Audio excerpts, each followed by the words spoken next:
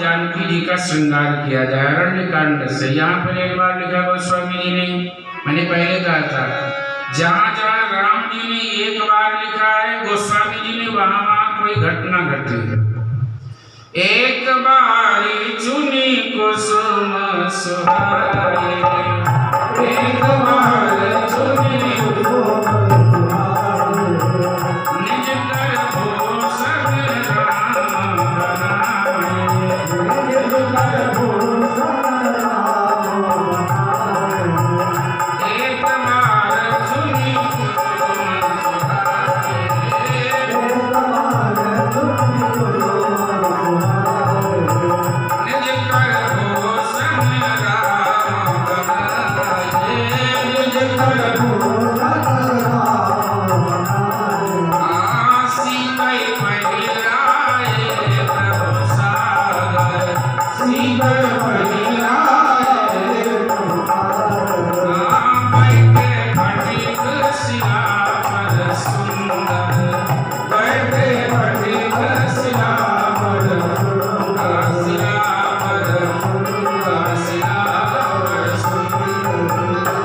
एक बार चुनी प्रसून लाए हैं, पुष्प लेकर के आए हैं, लाओ जानकी जी का श्रृंगार करें।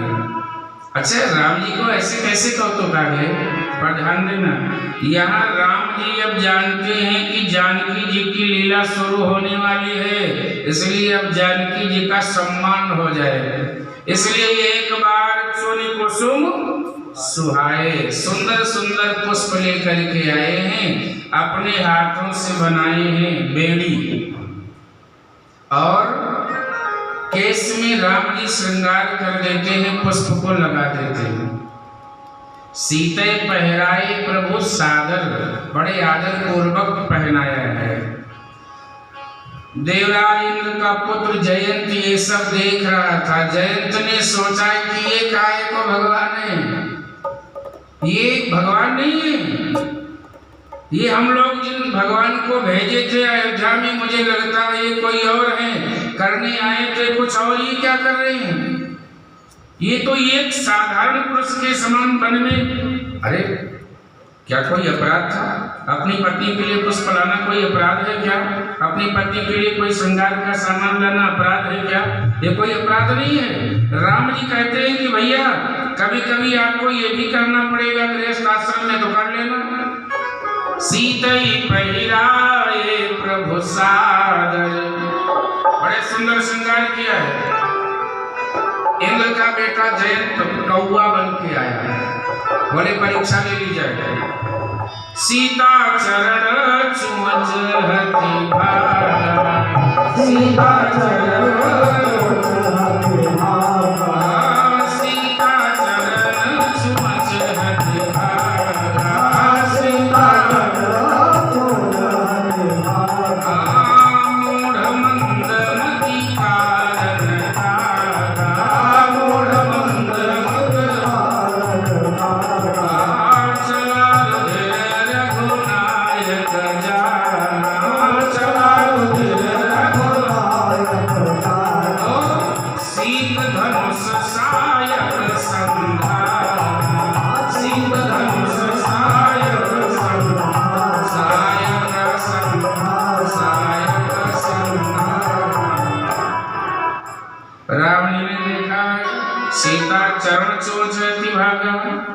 अच्छा देखो, गोस्वामी जी अपने प्रभु को सीताराम जी को भगवान मानते हैं। वाल्मीकि रामायण में कुछ और लिखा है, क्योंकि वो सीताराम जी को शिष्य मानते हैं।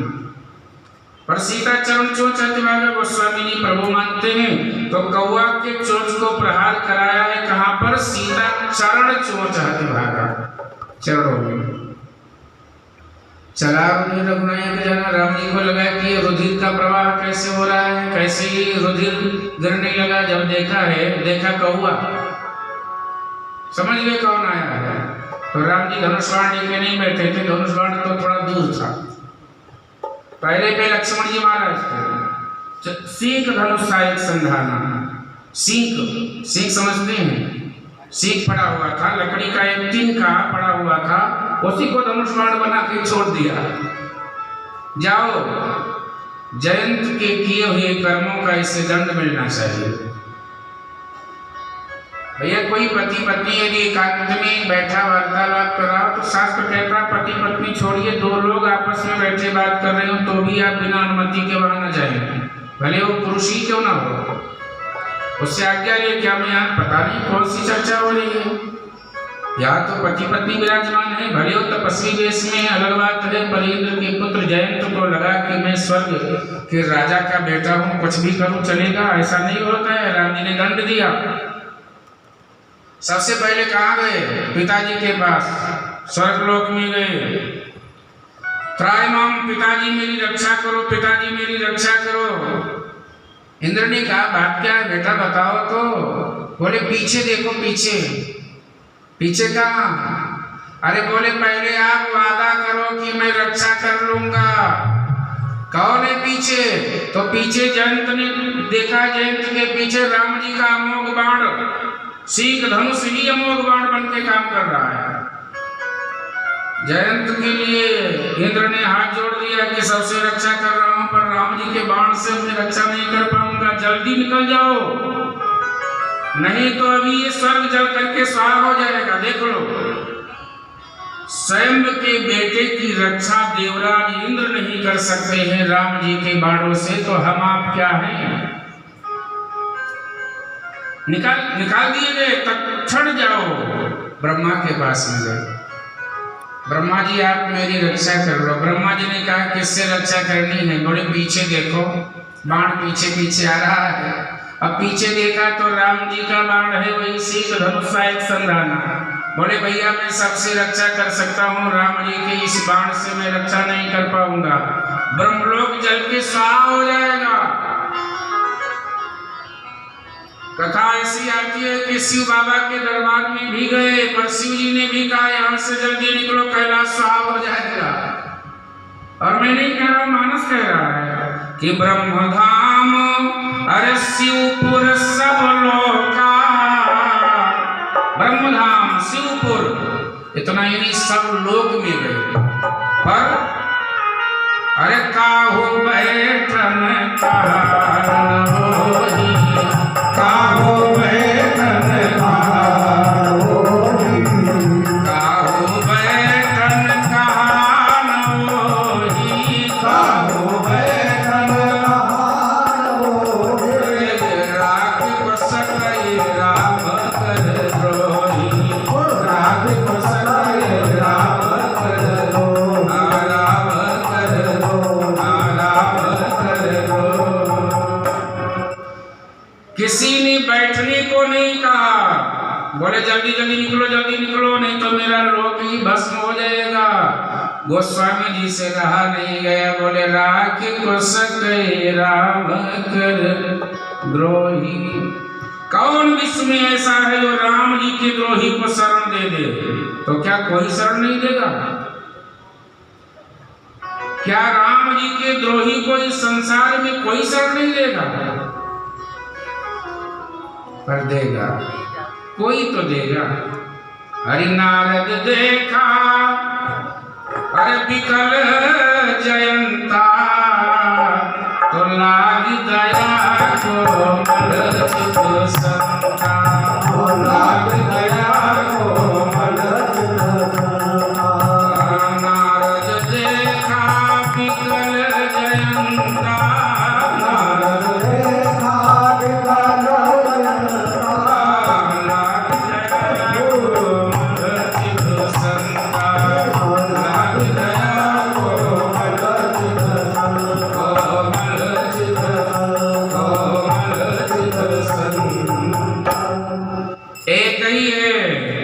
नाम है संत। नारद जैसे संत राम जी के द्रोही को भी शरण दे सकते हैं और रास्ता बता सकते हैं। भैया राम जी से द्रोह करोगे तो यही गोस्वामी जी ने लिखा कि माँ तो मृत्यु पितु यमन समाना, आपकी मृत्यु ही आपकी माँ ही आपकी काल बन जाएगी यदि राम जी चाह लेंगे तो। माँ तो मृत्यु पितु यमन समाना, पिता यमराज बन जाएगा। सुधा हो ये विष सुधा अमृत जहर बन जाएगा यदि राम जी प्रतिकूल हो गए तो, और राम जी अनुकूल हो जाएंगे तो गरल सुधा रिपु करई मिताई, गोपद सिंधु नरस दुराई, गोपद सिंधु नरस दुराई, अनरस दुराई। यदि राम जी दया कर ले तो क्या होगा? गरल सुधा जहर अमृत बन जाएगा। गरल सुधा रिपु करई मिताई, शत्रु मित्र बन जाएंगे। ये सब सुंदरकांड में हनुमान जी के लिए हुआ। इसलिए राम जी को ही अनुकूल बना लो, बस सब अपने आप अनुकूल बन जाएंगे।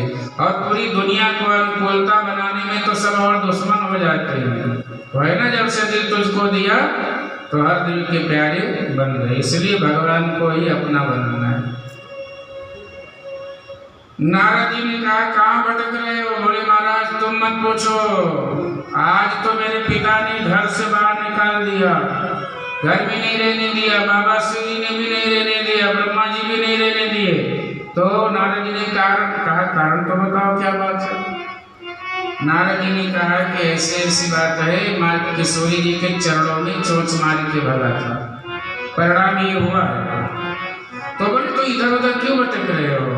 अरे जाओ उन्हीं के चरण में गिर जाओ जिसका तुमने अपराध किया है। अरे भैया अपराध करे, किसी और का क्षमा मांगे, किसी और से ये कोई बात बनती है क्या?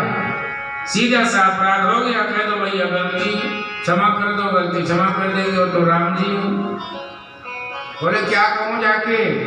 पहले गया था प्रभाव देखने, तो नारद जी ने कहा कि अब जाके चरणों में गिर जाओ और कह दो महाराज अब आया हूँ स्वभाव देखने। पहले प्रभाव देखा, अब आपका स्वभाव देखने आया हूँ। और त्राहिमाम जाके चरणों में गिर गए। राम जी मुस्कुराए, कहो जयंत दुनिया में भ्रमण कर लिए? बोले महाराज सब जगह देख लिए, जब आप चाहेंगे तभी कोई शरण देगा और आप नहीं चाहेंगे तो कहीं शरण मिलने वाला नहीं है। तो बोले फिर यहाँ कैसे आना हुआ? बोले सरकार पहले आया था आपका प्रभाव देखने के लिए, अब आया हूँ आपका स्वभाव देखने की, क्षमा करते हो कि नहीं? तो एक नयन कर तजा भवानी। गोस्वामी जी कहते हैं कि स्वभाव ये दिखाए कि एक नयन कर तजा भवानी। इसके दो भाव हैं। एक भाव ये है कि एक नेत्र फोड़ दिया, तभी से कौवा के एक ही नेत्र होता है सृष्टि में। बोले तुम्हारी दो आंखें हैं, पर ये दो आंखें किस काम की बराबर नहीं देख सकते? जब बराबर अर्थात समानता नहीं देख सकते, सीताराम को सीताराम नहीं समझ सकते, दो आंखें किस काम की? इसलिए एक नयन कर तजा भवानी। दूसरा भाव ये है कि एक नयन कर तजा भवानी, नेत्र को समानता दे दिया कि सब में सीताराम का दर्शन करो। एक नयन नेत्र को समानता दिया है। अनेक भाव होते हैं। तो यह सब हुआ है। जयंत महाराज जाते राम जी को लगा कि यहाँ भीड़ बहुत हो गई, अब चित्रकूट का त्याग करते। वहीं भीड़ समय सुजाना वहां से चले, अत्रि महाराज के आश्रम में पहुंचे, चरणों में वंदन किया, प्रणाम किया, बहुत स्वागत किया है। अत्रि महाराज ने, अनसुईया मैया ने पातिव्रत्य धर्म का ज्ञान दिया है। अनसुईया के पद गही सीता, और मिली बहोरी सुशील, मिली बहोरी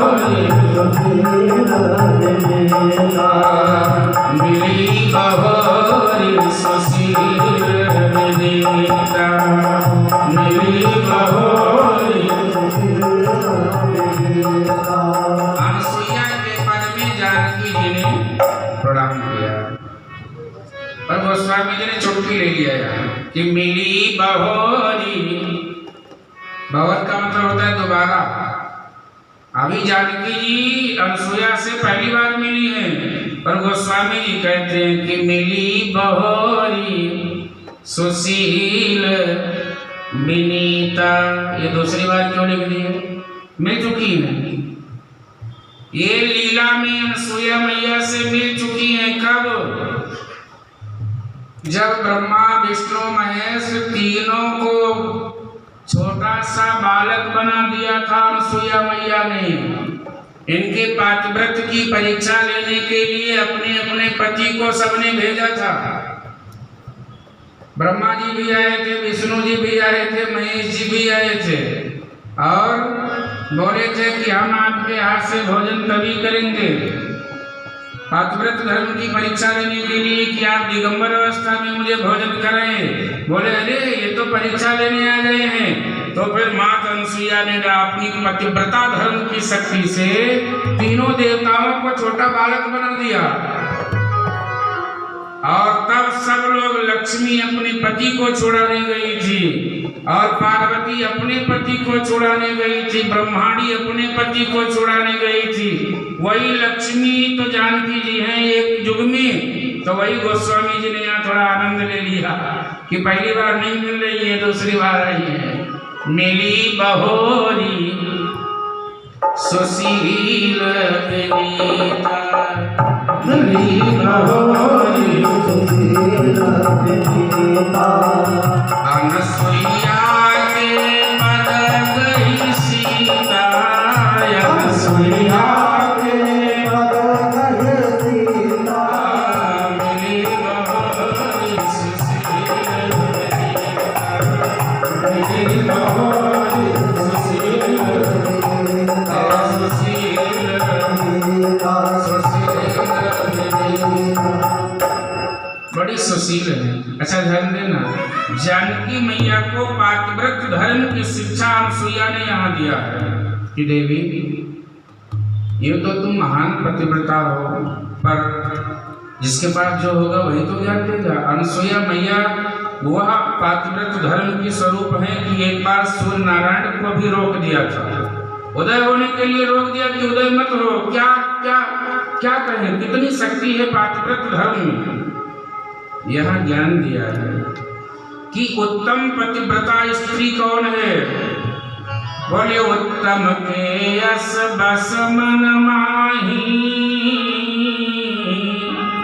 और सपन होआन पुरुष जग नाही, सपन होआन पुरुष जग नाही। उत्तम पतिव्रता स्त्री वही है जो कभी सपना भी न देखे पर पुरुष का। पर यह नियम पुरुष के लिए भी लागू होता है, ऐसा नहीं कि केवल स्त्रियों के लिए है। मानस में उत्तरकांड में यह नियम है पुरुषों के लिए। तो मध्यम कौन है? बोले मध्यम परपति, अरे देख कैसे, बोले भ्राता पिता पुत्र जैसे, भ्राता पिता पुत्र जैसे, मध्यम परपति देख कैसे,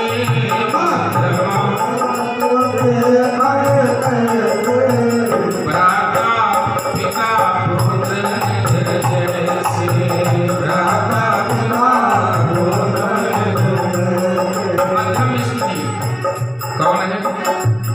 जो भ्राता समान हो तो भाई के रूप में, छोटा हो पुत्र के रूप में, और थोड़ा बड़ा हो तो पिता के रूप में दर्शन करिए। मध्यम स्त्री है। तीसरी स्त्री कौन है? धर्म विचारी समुझी कुल रहाई, धर्म विचारी समुझी कुल रहाई, सोनी कृष्ण प्रिय सुधीयस खाई, सोनी कृष्ण प्रिय सुधीयस खाई, सुधीयस खाई, सुधीयस खाई।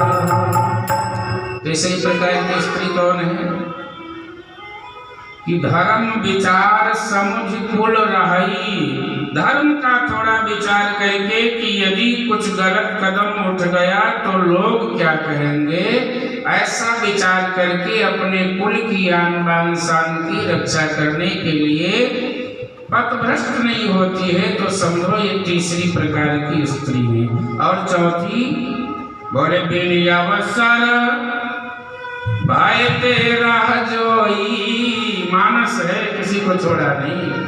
बोले बिनी अवसर भय रह जग सोई, और जाने वया धम नारी गति सोई, जाने वया धम नारी गति सोई। समझ लो ये चौथी प्रकार की अधम स्त्री है जो हमेशा अवसर की प्रतीक्षा करती रहती है। ये पर जानकी जी के लिए अनसुया मैया ने कहा, देवी तुम तो पतिव्रताओं की शिरोमणि हो, मैं तो तुम्हारे बहाने और लोगों को एक कथा सुना रही हूँ। और यहाँ पर ऐसे सुंदर सुंदर वस्त्र, दिव्य नूतन वस्त्र दिए हैं जो कभी मैला ना हो, कभी पुराना ना हो। ये पातिव्रत्य की शक्ति से अनसुया जी ने महारानी सीता जी को भेंट दिया है। बड़े सुंदर सुंदर वस्त्र, और ये नित्य नूतन अमर सुहाए, जो नित्य नूतन रहते थे, रोज नहीं रहते थे।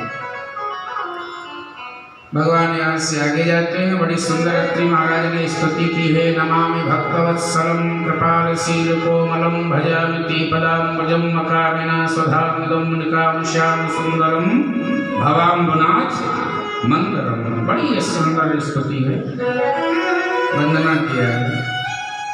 आगे जाते हैं, महाराज सरभंग जी मिल जाते हैं, राम जी के अन्य भक्त हैं।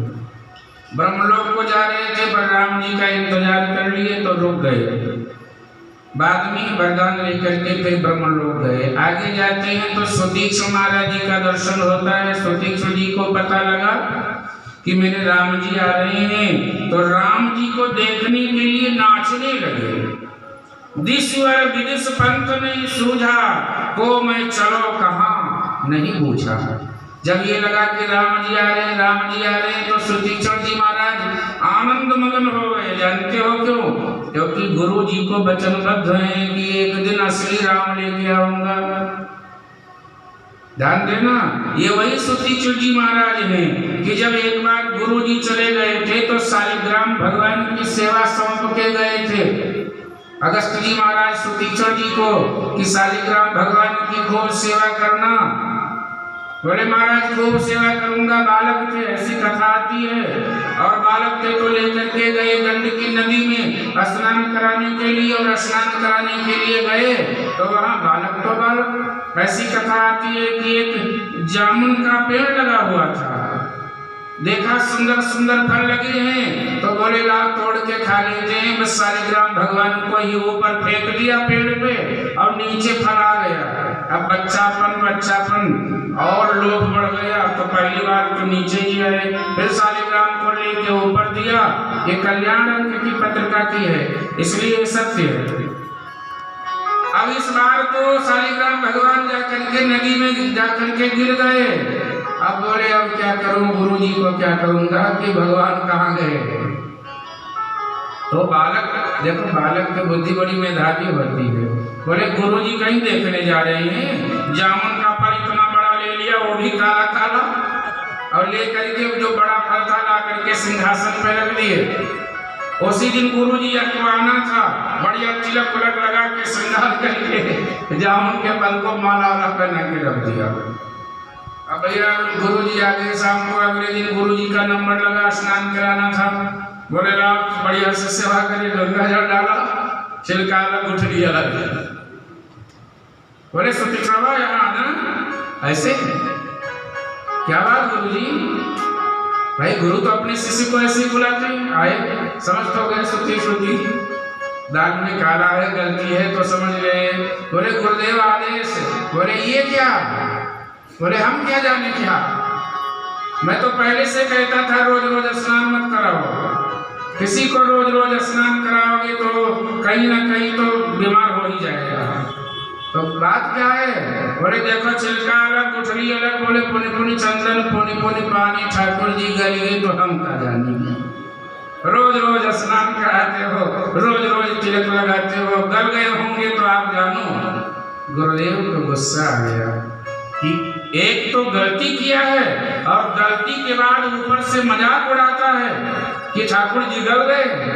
मेरे समझ में सब आ गया, जा आश्रम को छोड़ करके निकल जा। जब असली ठाकुर जी को लेकर के आना तभी मेरे आश्रम में आना।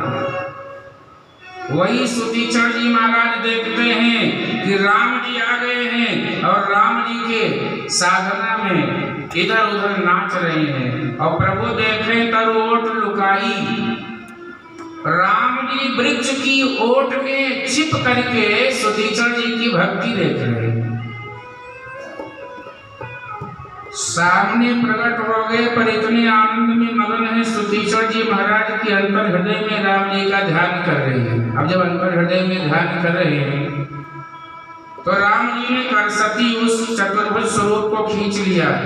जब खींच लिया तो आंख खोला, सुतीक्षण जी ने देखा राम जी सामने प्रणाम किया है। अब बोले महाराज वरदान आदि मांगा है, जो भी भक्ति का वरदान। इसके बाद बोले गुरुदेव मेरे गुरुदेव से चल के मिलाओ प्रभु, क्योंकि गुरु जी को वचनबद्ध है कि असली ठाकुर जी को लेके आना है। बोले चलो, राम जी तो सब जानते हैं, गए। बोले अभी गेट पे रुक जाओ, आश्रम के मुख्य द्वार पे रुक जाओ। राम जी खड़े हो गए। अब जब जाते हैं अगस्त महाराज जी से कहते हैं कि नाथ कौशला धीश कुमारा आए मिलन जगत आधारा, आए मिलन जगत आधारा। हे महाराज कौशलाधीश कुमार भगवान श्री राम जो जगत के आधार है वो आपसे मिलने आए हैं। सुतीक्षण जी को देखा तो गुरु अगस्त जी वैसे तो नाराज हो गए, और जब बोले राम जी को लेके आए देखा तो चरणों में अगस्त जी गिर गए, स्वागत किया है। बड़ी चर्चाएं हुई है, सुतीक्षण जी के ऊपर बहुत प्रसन्न हुए कि सुतीक्षण तो असली ठाकुर जी को ले आया, बड़ा अच्छा लगा। और पूजन किया, अर्चन किया। राम जी ने कहा कि गुरुदेव मैं आपके पास क्यों आया हूँ आप जानते हैं, मुझे कोई मंत्र दे दो जिससे मैं राक्षसों का वध कर सकूं। राम जी ने 3 बातें 3 ऋषियों से अलग अलग पूछी। भरद्वाज जी से रास्ता पूछा है, वाल्मीकि जी से स्थान पूछा है कहाँ रहूं, और अगस्त जी से मंत्र पूछा है। अब प्रभु मंत्र देव प्रभु मोही जिन प्रकार मारो मुनि द्रोही, मुनि द्रोहियों का वध कर सकूं मुझे वो मंत्र दीजिए। अगस्त जी ने कहा कि मैं आपको क्या मंत्र दूं, मैं तो आपके नाम के भजन करने के प्रताप से थोड़ा बहुत जानता हूं प्रभु, बाकी तो सब आप जानते हैं। उमर कर विशाल तव माया, बड़ी चर्चा है। उमर बरगद का एक पेड़ होता है, उमर तर, बरगद में गूलर, उमर तर विशाल तव माया, उसमें जो फल लगते हैं उसके अंदर कीड़े होते हैं, देखा है किसी ने? गोलर के पेड़ के फल में कीड़े अंदर होते हैं। अगस्त जी कहते हैं कि उमर तर विशाल तव माया, महाराज ये उमर गोलर के पेड़ की तरह आपकी माया है। अब ते फल, उसमें जो फल है ना, अच्छा उसके अंदर जो कीड़े हैं, अब विस्तार बहुत है पर मैंने ध्यान घड़ी में भी जाती है। जीव चराचर जंतु समाना, उसके अंदर जो कीड़े हैं वही जीव हैं। और पर महाराज ते सब सकल लोक पत्साई, उसको खाने वाला कौन है? काल, और वो काल आपसे भी डरता है महाराज, वो आप हैं और आप मुझसे पूछते हो कि मंत्र दो, आप सब जानते हैं फिर भी वो मंत्र दिया है, वो बाण दिया है जो अगस्त महाराज छिपा रखे थे कि यही बाण से रावण का वध होगा, वही बाण अगस्त जी ने राम जी को दिया है। ऐसी कथाएं हैं। आगे जाते हुए देखते हैं अस्थि समूह ऋषियों का अस्थियां देख करके राम जी को दया लगी है, संकल्प कर लिए हैं कि निश्चरहीन करो मैं भुज उठाए प्रण किया, स्थान लिया है। कहाँ पर? पंचवटी में भगवान वास करने लगे। और जब पंचवटी में वास करते हैं तो वहां पर उपद्रव करने वाले नासिक क्षेत्र में पहुंच गए राम जी, चित्रकूट छोड़ करके। अब वहां पर कौन आती है? शूर्पणखा, शूर्पणखा आती है, कहती है महाराज बहुत सुंदर रूप धारण करके आई है महाराज, मेरी और आपकी जोड़ी बड़ी सुंदर है। राम जी से कहती है कि तुम सम पुरुष नमो सब नारी, तुम सब पुरुष नमो